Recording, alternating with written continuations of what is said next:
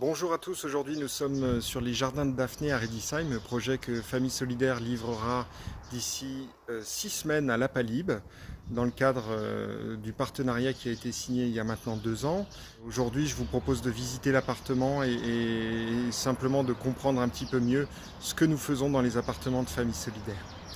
Voilà, donc la résidence des Jardins de Daphné, c'est un ensemble immobilier avec 2 fois 30 logements en résidence autonomie exploités par la Palib et 27 logements vendus à des particuliers, dont 2 à famille solidaire. Ces 2 appartements sont destinés à des personnes handicapées vieillissantes, mais tout de suite rentrons pour voir un petit peu ce qui se passe à l'intérieur.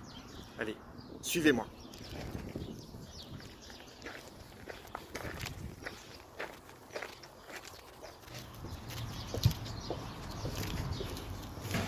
Voilà, donc 2 appartements de 46 mètres carrés, donc à destination de personnes handicapées vieillissantes. On est donc rentré par l'extérieur.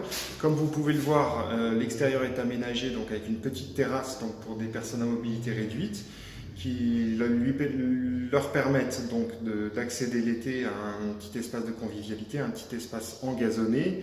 Et donc l'intérieur du logement est composé d'une pièce principale dans laquelle nous sommes. Donc pièce principale avec en arrière-plan donc une cuisine adaptée qui a été installée aujourd'hui même, donc vous voyez les photos à l'instant. Et donc ensuite nous passons vers la chambre par le biais d'une porte qui pour l'instant est vide, mais sera bientôt équipée d'une porte coulissante pour permettre à des personnes à mobilité réduite d'accéder plus facilement de leur chambre au salon.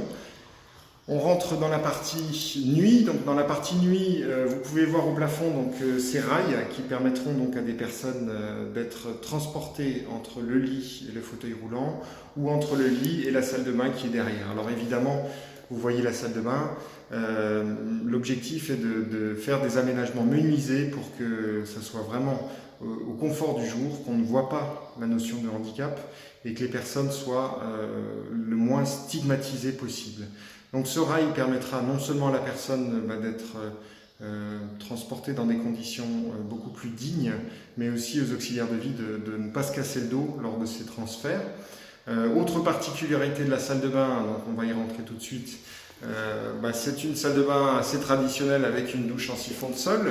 Donc on peut imaginer donc, évidemment que pour des personnes qui marchent difficilement ou avec un déambulateur, on se retrouve dans des difficultés très fortes dès qu'il y a un moindre ressaut.